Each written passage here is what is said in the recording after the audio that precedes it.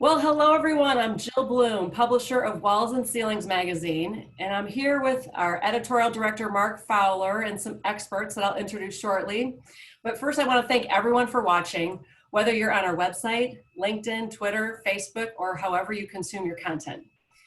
These are challenging and uncertain times, but we believe as a company and as an industry, we will get through this together.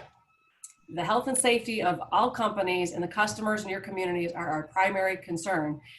And so we've talked to many contractors over the past few weeks, and everyone has interesting insights on how they're handling the crisis.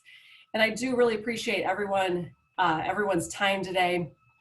And when this is all over, we will rise together and stronger because of your efforts and sacrifices.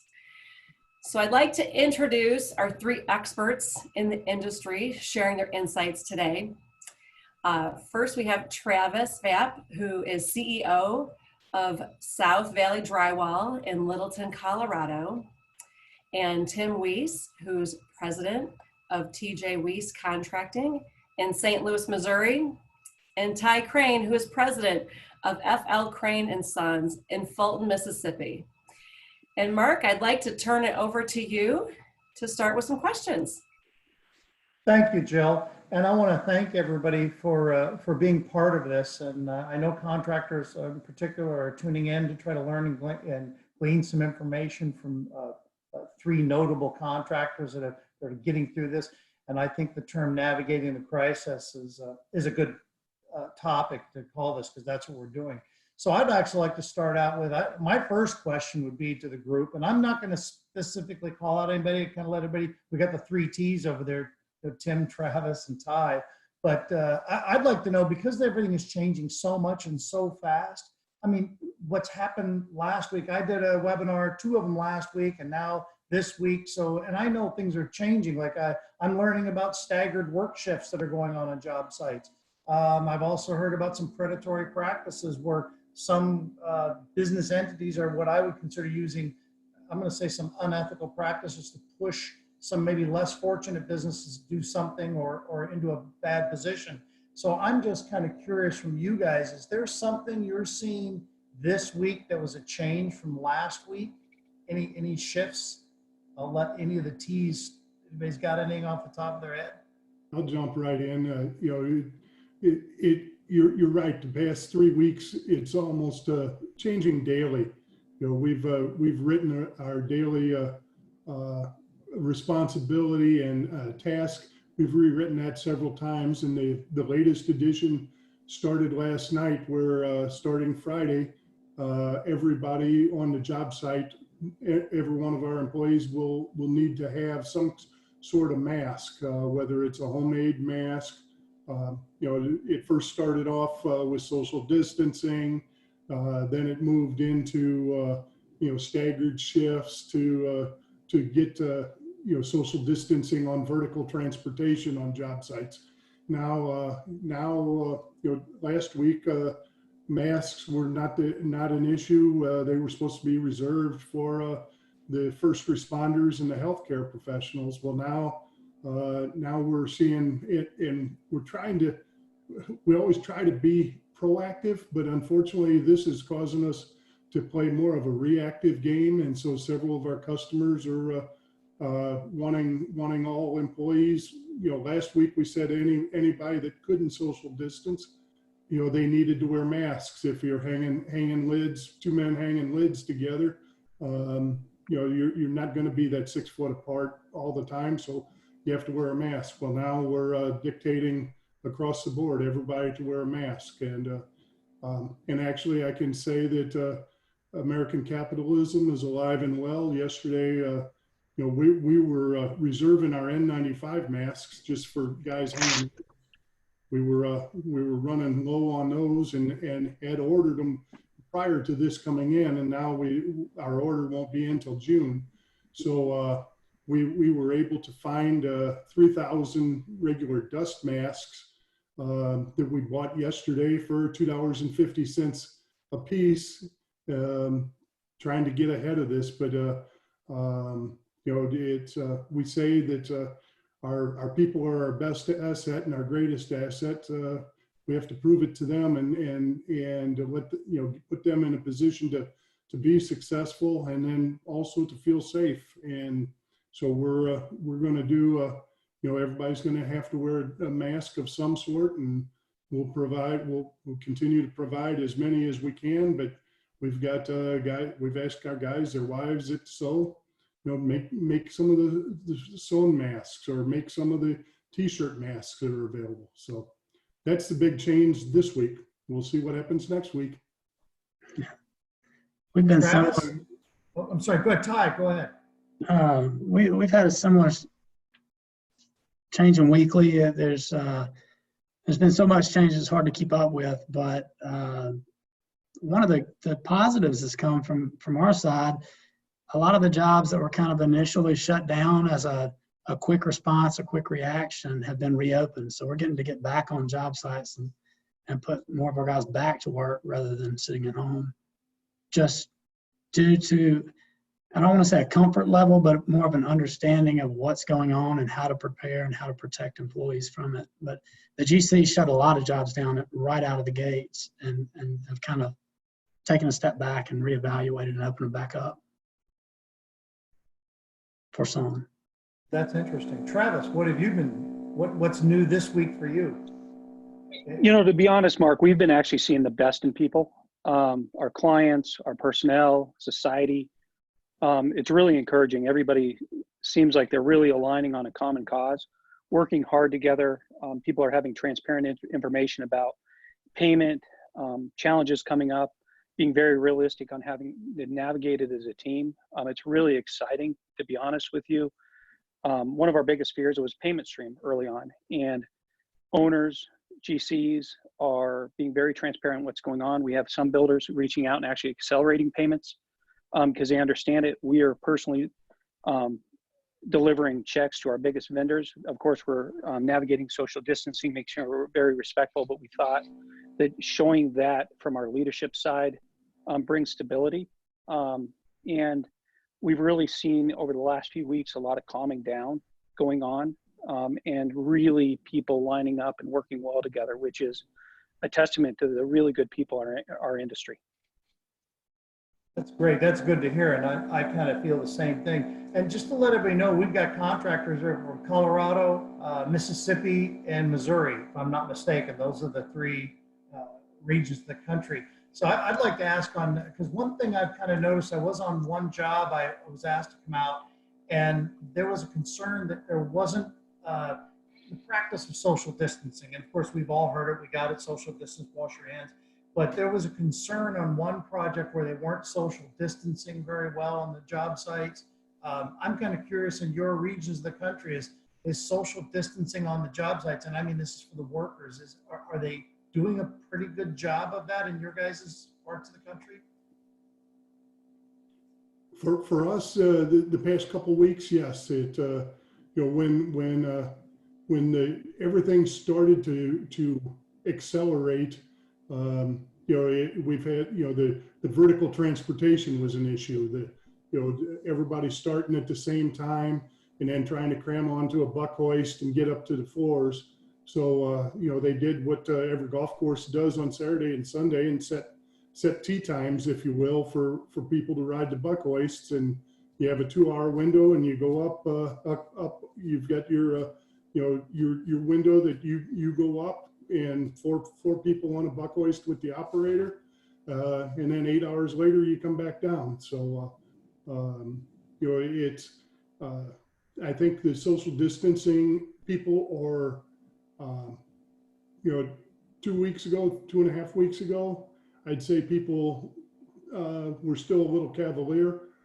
3 weeks ago, I was definitely cavalier about this whole situation.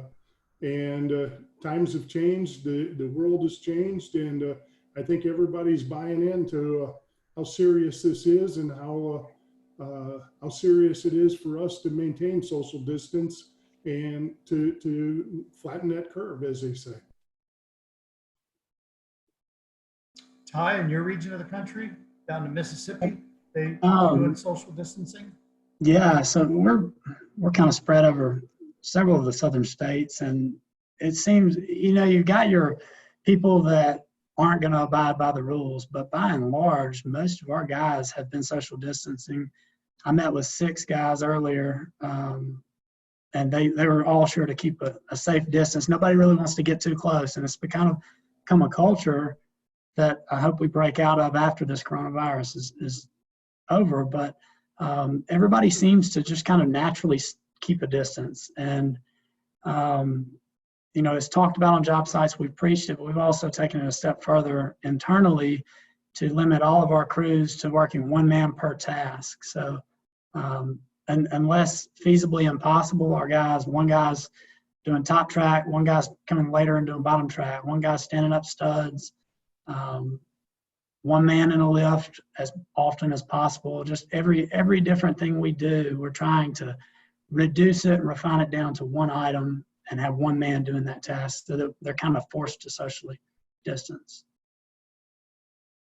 In Colorado?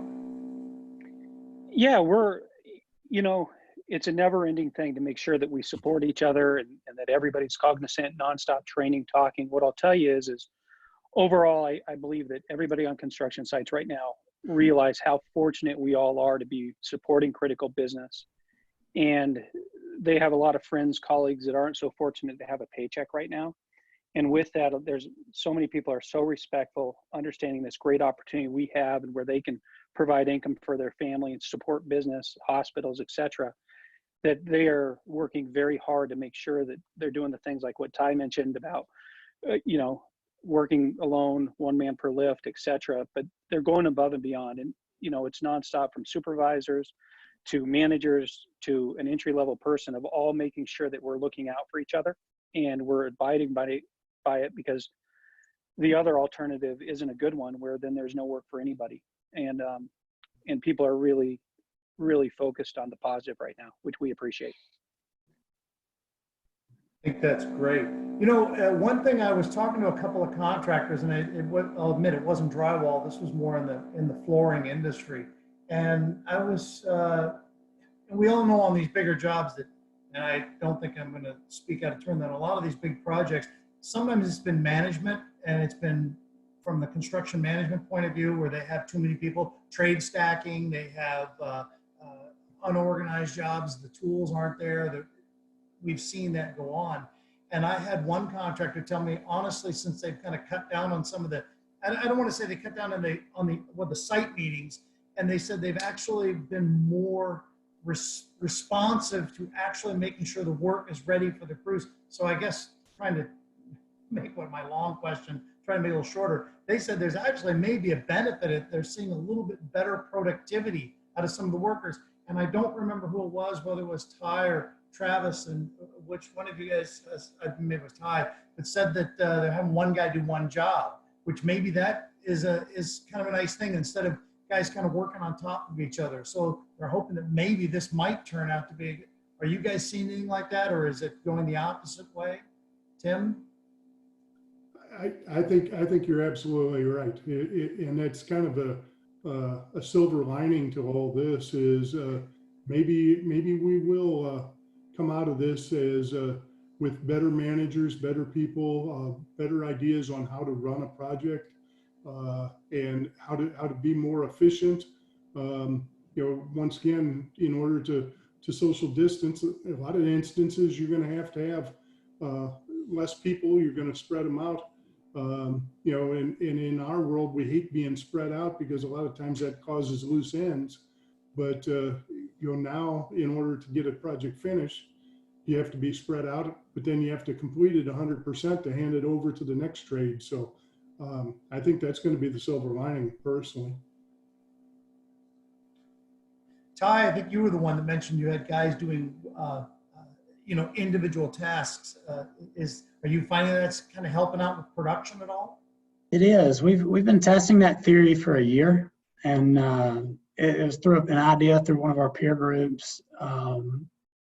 It works every time we test it on a project. It's very hard getting the guys to agree to it, but now that the coronavirus came along, it's kind of a silver lining to where there's a reason to work alone now, and the guys are trying it, and production's picking up. The job's running much more smoothly, and there aren't people in each other's way. So just kind of that perfect world, like Tim was mentioning, the silver lining of all of this is that it's turning our job sites into more efficient organisms rather than the clutter that it's been in the past. Or it's got the potential. Yeah, no, it's great. Travis, how about you? And you're in Colorado. Are you seeing changes like that too, or any? We are. Early on, anytime there's chaos, things kind of slow down a little bit. However, I'd agree with Tim and Ty. We are actually long-term seeing this as a huge benefit for our industry. We're seeing production numbers already go up. We're seeing job sites more productive with less, because general contractors are making sure that people complete their tasks before somebody's entering the area, which then we can actually do more with less people. And with the labor shortages we've been having over the last number of years, it's really great to see some of these positive improvements out of a very dynamic and scary situation for people. And, you know, we hope that we really accelerate out of this and are able to even produce better than we ever have and learn from this. So yeah, Mark, we are seeing positive on that front. You know, thank you guys. I know when I found out it was going to be you three, and I know all your companies fairly well, and I would call you guys all you're big players in the drywall industry, just so that people are watching. These are guys that all have over 500 employees apiece. So in a way, we called this the navigating the crisis. And so you guys would be what we'd call the bigger ships in the ocean. You know, I mean, you're the ones that are actually driving a lot of this. And when I think about navigating, I think it's got to be in some ways a tougher challenge. I mean, I can't imagine moving an aircraft carrier. It's hard to be nimble and quick, but you guys seem to be doing it. And I actually, since I know you guys well, and I know your firm well, and some companies aren't going to make it through this crisis. I think some of them are in a bad position. I've got this feeling you are three that are definitely going to make it. And I'm just kind of curious if you have any tips or ideas, and I'm not asking you to give them any strategy your own company, but how you're navigating through this, any things that you're doing unique and special. Tim, do you have any? You know, one of the first that comes to mind is cash is king. You know, get the cash in, get your work orders, your PCOs, everything turned into billable change orders. Get them billed on time. Get to have your folks work on collections to get the cash in, because I view it as I tend to look at larger corporations, big multinational corporations, not just in our business, but in other industries totally. And when I see them, you know, drawing down on their lines of credit to make sure that they have cash, I read about major corporations, you know, who are our customer's customer.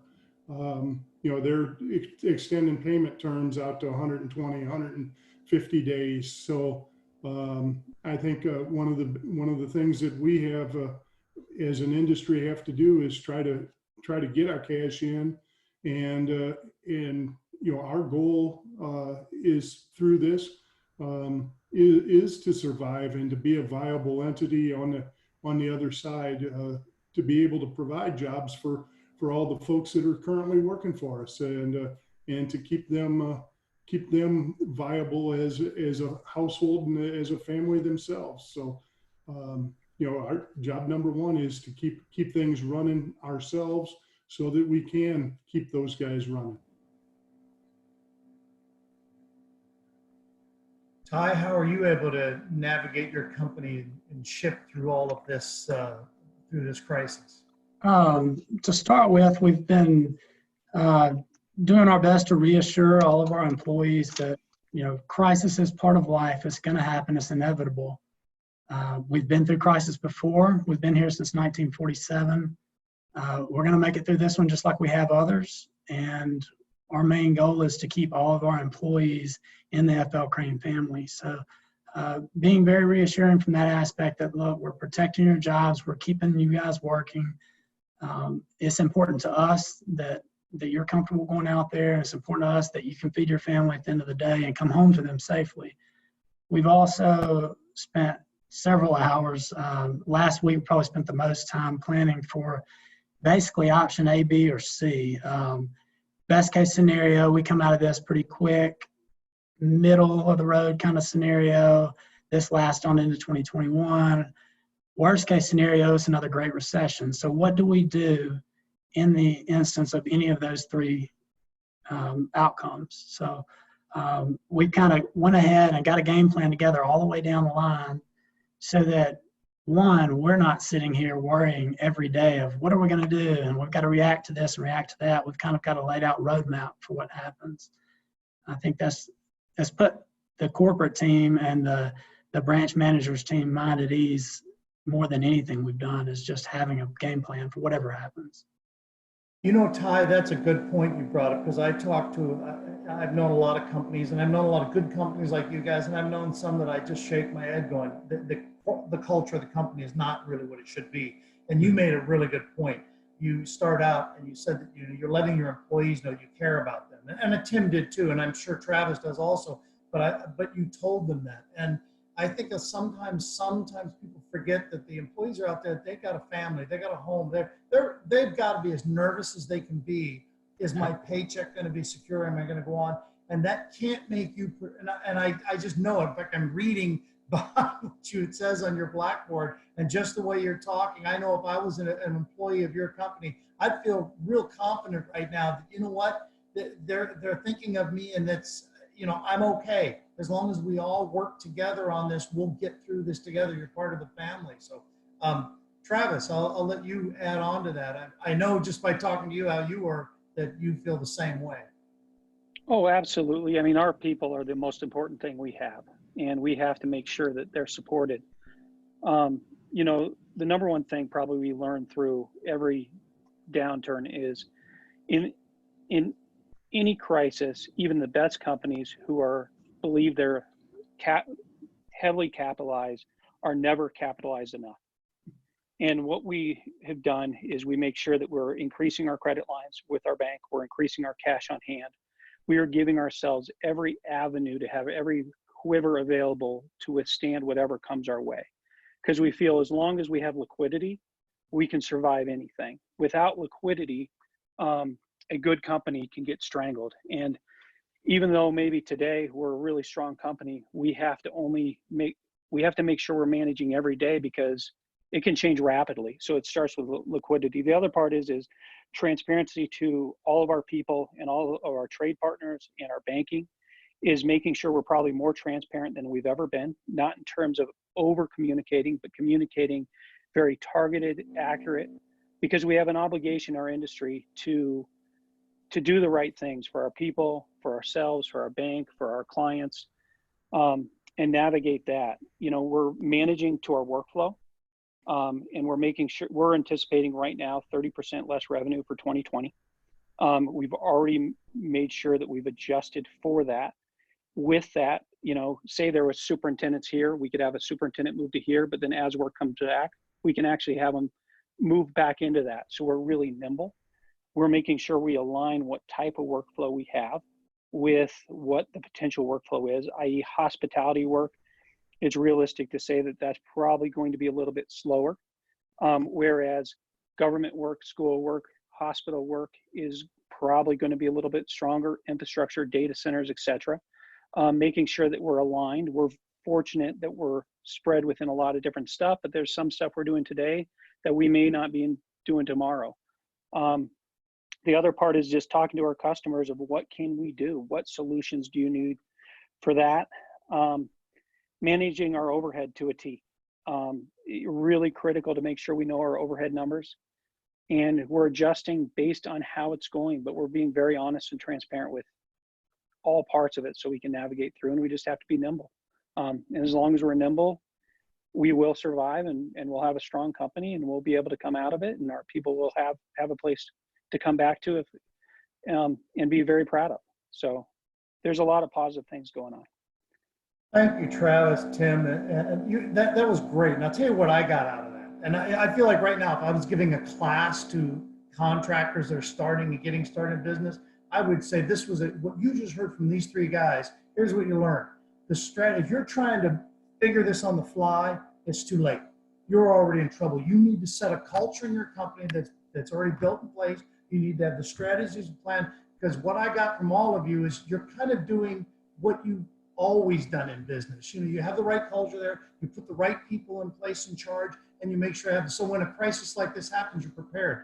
I guess it's the idea. And if you think about running a job site, that's exactly what it is. You just don't go show up on the job and say, well, what do we do? No, you have to have a plan. You have to have organized where they're going to go, what they're doing. And this helps you when a crisis comes like this.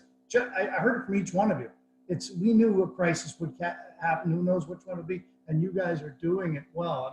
And I think this should be a college class for the construction technology guys to listen to. I'd like to shift a little bit to on the government funding that's going on. And I'm not asking for anybody to divulge anything of what they're doing, but has anybody so far taken advantage of any of this or any how that's going for any of you, Tim? And I'm not asking for any numbers or whatever or anything like that. Any idea how that's going? You know, when it first came out, everybody looked and said, okay, you fit under the small business category of under 500 folks, but a lot of us don't fit under the NAICS code of volume, and so we're over the volume to classify as a small business. And the original judgment from the Small Business Administration, their instructions were that the small business classification, the NAICS code, still was in effect. That caused a lot of grief, and numerous organizations got involved and got that clarified to where construction companies fit in that if they are under the 500 employee category, which we are in conflict with what you said earlier, Mark, but yeah, we're under 500. And so, so we did apply, and once again, with that thought process that cash is king, and you know, have the cash. Travis mentioned it, Ty mentioned it. It's, you know, make sure that you know, we have the cash on hand to make decisions that are for the long term, for our business, for our people, and for our customers. Yeah, that's a good point, Tim. And you're right. I think I should correct on that. I don't know the size of each of your business. I don't know, at some points in time when things are super, you might have more or whatever. So yeah, I didn't want to. Ty, have you got any information what's been going on for the government grants for you guys? Yeah, I've pushed most of that off to a different team to focus more so on the operation side, but the financial side, they have been looking at options, discussing with lawyers and consultants, trying to figure out whether the small business line, I think we're at 485 employees, so right on that line. And I think they've gone as far as filling out paperwork. I don't know if it's gone any farther than that, though. It's kind of one of those things. Yes, it would be great to have that cash on hand. Will we need it? Maybe, maybe not. But it is a loan, so you can give the money back if not needed. So I don't know that we will get an actual grant or loan through this process, but we have a team looking into it, trying to figure out what's best for the company right now.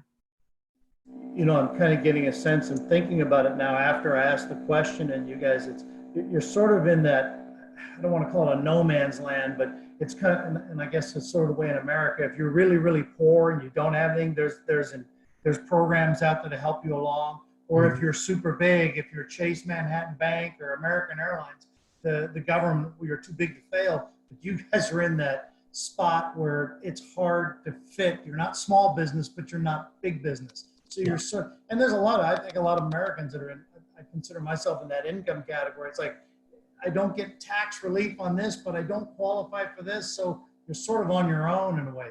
And adding that, Travis, have you got anything you want to add on to this topic? Yeah, we're fortunate that we fall within the ability to apply for it. So we did apply for it. We have been approved. It'll be funded in the next 5 days, is what I'm told. And what it does is, again, it's another quiver, like I mentioned. And the reality is it gives us a lot of availability to support our people, to give options to our company. And in times of crisis, we need to make sure that we have every option available to us, whether we think we need them today or not. You don't know where we're going to be 3 months, 6 months, or 12 months from now. And I feel that part of my job is making sure that we have the ability to have every resource that's available. So it's to be determined on a lot of things, because we're all learning, but we just felt that we had to act quick, apply quick, and we were fortunate enough to be already approved. That's great. And actually, it's, again, this should be a business leaders class, because that's what leaders of companies do. I mean, you're a leader. I mean, that's what you're supposed to do, is be thinking of the future and thinking of what could happen, and putting yourself in a prepared state, so in case something happens, you just won't be caught flat-footed. So my final question would be for each of you is that as we move into the future on this, things are going to change. We know it's going to be different, and nobody has a crystal ball. And I got to imagine you guys being three smart business leaders, you've thought about where this could go and what changes might occur. So I guess we'll start with Tim again. And my final question would be, is that what do you have any predictions? What you think we're going to see differently? I mean, I think we'll probably see more things at airplanes that probably have a little bit for health things and stuff like that. And I can predict a few things that I think happen, but I'd like to hear what you guys think. I agree with Ty that, we're planning on 3 different scenarios that are, and it depends on the length of this. If this is a blip in the radar, and it's a 1 year to 18-month issue, I think business will get back to normal. You'll see a V or a U-shaped curve in the economy. It'll be a trough, but it was painful, but we'll come out of it fast. And once again, if that happens, there'd be, there's a lot of opportunities, things. I think hospitality will take a while to come back, but you'll have. I think people, the American public, will come storming back. The middle range, if this lasts a year or two, you got a whole different set of circumstances, and at that point, that's where you're having the cash and having the ability to weather the storm is important. And then the last one is the long range scenario that this could be a 3 or 4 year process, and at that point, it'll alter everything the way we look at the world, and from travel to restaurants to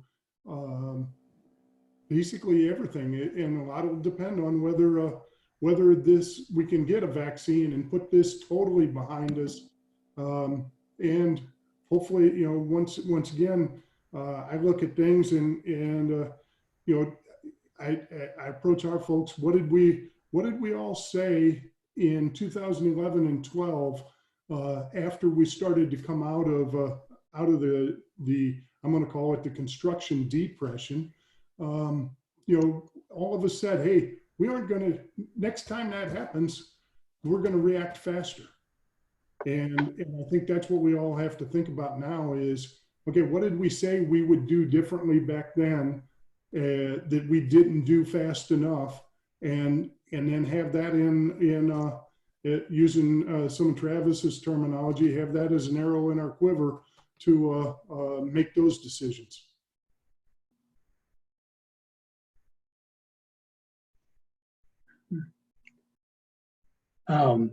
Yeah, so I would echo a lot of the same stuff there.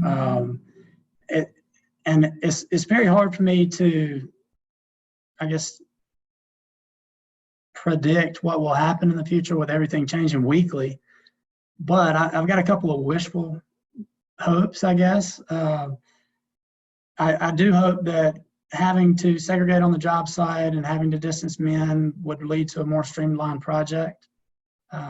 so that we can reduce some of the waste in our labor that's out there every day.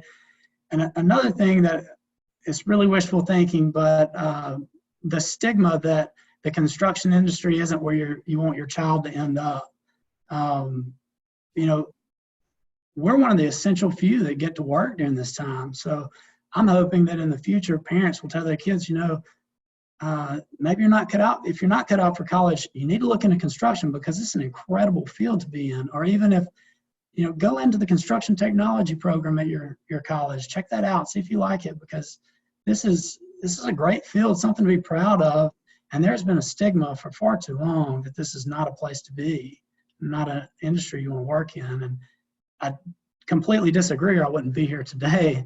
But I'm hoping that us being deemed an essential business would change that in the future and change that outlook. You know, Mark, in the short term, it's too difficult to predict. I mean, we can't predict anything in the short term, and all we can do is manage to our workflow. Long term, we are pro-US. We think the US is probably the strongest place to do business in the world. We see manufacturing being brought back to the US, less dependence on foreign countries, which means we'll have more jobs, which will have more buildings to build, et cetera. You know, in terms of from an industry, we see a continued push in prefabrication, kitting, componentization. It's only going to accelerate in our opinion. We're going to learn best-in-class techniques from this of how to be efficient with less, and then being able to utilize some of the things that have been happening over the last 5 years, exciting with technology and people and personnel. Online learning, we think, is going to be a huge push from college education rather than having to go to campus. Being able to actually get it online at a reasonable cost, which enables our people upward mobility within our own company. You know, from a job site, you know, our best guess is the PPE requirements are going to become standards such as face protection, hand washing, less focus on sitting in a job trailer in meetings, more productivity on that, being thoughtful about other people's time. Job site scheduling should become more streamlined, et cetera. I mean, we're really, you know, pro-US, pro-construction. Where we're going, we don't see in the long term anything getting worse. We see it all getting better. Even though in the short term, there's a lot of hardship, there's a lot of catastrophe. I mean, it's tough out there, and it's tough on a lot of people, but as always, we'll make it through. And when we make it through, we'll all be stronger. I agree with all three of you.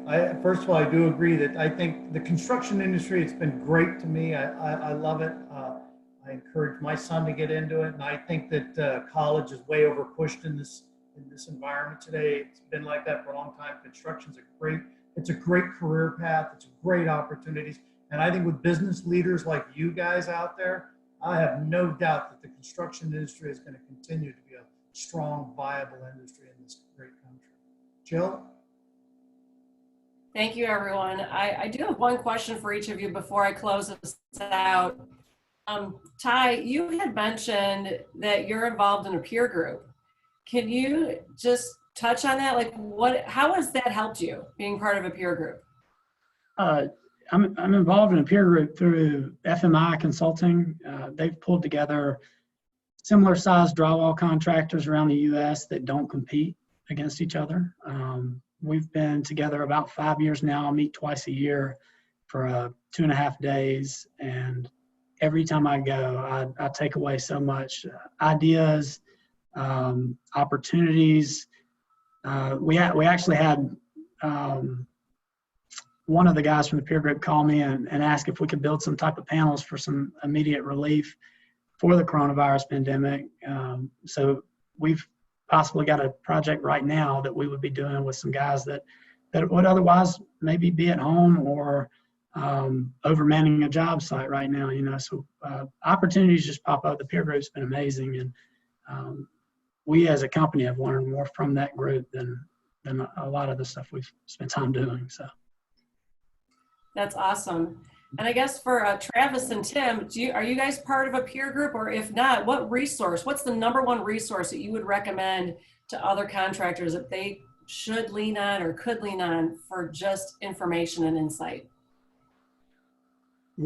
I've been involved with AWCI peer group for 18, 20 years, and ours has matured, and several of us are in the twilight of our career. So my son and two other individuals in our company are both in separate AWCI peer groups. So I can tell you from monitoring my sons, the information flow is tremendous between them.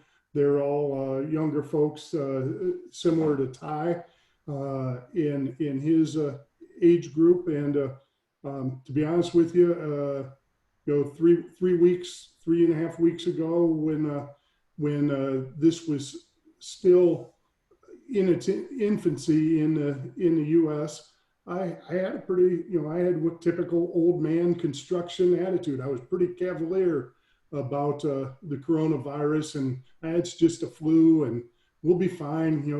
Let's keep, And my son, who had worked over in Germany and had colleagues from Spain and Germany, he was hearing firsthand how it was affecting them, and they were 2 weeks ahead of us.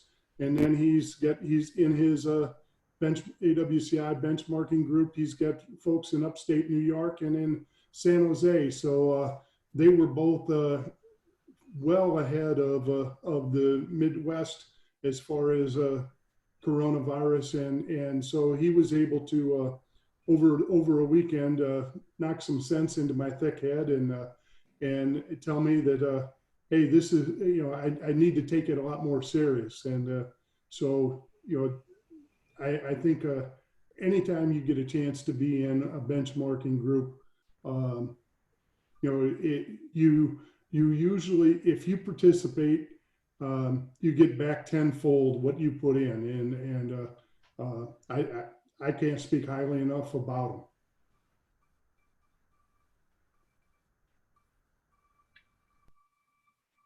Hey, Jill, I'm also in a peer group. It's an FMI peer group run by Scott Kemplin. Fantastic group. We've been involved in 8 years. The group's been together for 15 years. We have weekly Zoom meetings or a WebEx meeting, just updating each other, because we have people from the West Coast to the East Coast and in between. It's been really helpful for us to understand what's coming our way based on different areas. Preparing COVID plans, emergency plans, where we could go to our clients and actually have social distancing plans and roll that out at a really rapid rate. From a legal side, understanding ramifications of how to navigate uniqueness of different items, to we probably talk individually on a daily basis right now, sharing information. That way we can react at a really fast rate. It's been very helpful. Outside of that, our accounting firm is a very sizable accounting firm, Plant Moran, has been unbelievable with giving us information how to navigate through the CARES Act, through the employer protection, all the different stuff that's happening. And that's been a fantastic resource. And then FMI on the back end, they've also been providing any of their resources or consultants that call at any time, talk through issues. And then going back on a local level, we have each of our key business unit managers. They participate in Vistage, being able to have resources across their networks through that to funnel back to us. So that way we don't feel isolated as business owners or business leaders. And that's probably the most important part, is we're not putting it all on our own shoulders, that we actually realize that we have a job to do and we have people out there to help us. And which is, it's fantastic, because in uncertain times, there's a lot of stress, and we owe it to our people to make sure that they don't feel the stress, or we minimize as much stress as we can. That's awesome insight from all three of you guys. And one thing that I will say that I love the most about being involved in the construction industry for the past 20 years is everybody is so helpful. And I found that contractors are so willing to reach out and help each other. And it's so refreshing to see, especially in times like right now. But I want to take a minute and truly thank you, Travis, Ty, and Tim. We know how busy you are right now, and so grateful for your time and sharing your insights. And to all of our listeners or watchers, if you're not already a subscriber, Please visit us at wconline.com and sign up for our digital publication or to receive our latest news and information about the industry, including our ongoing coverage for the COVID-19 pandemic. And we want to hear from you too. So please take photos and videos and tell us the changes that you're making and the stories that you have from the front line. And send us any ideas or questions over to Mark Fowler or John Wyatt or any of our editors. All of our contact information is right there on our website. And I just want to thank everyone for watching, and just please, everyone stay safe out there and have a great day.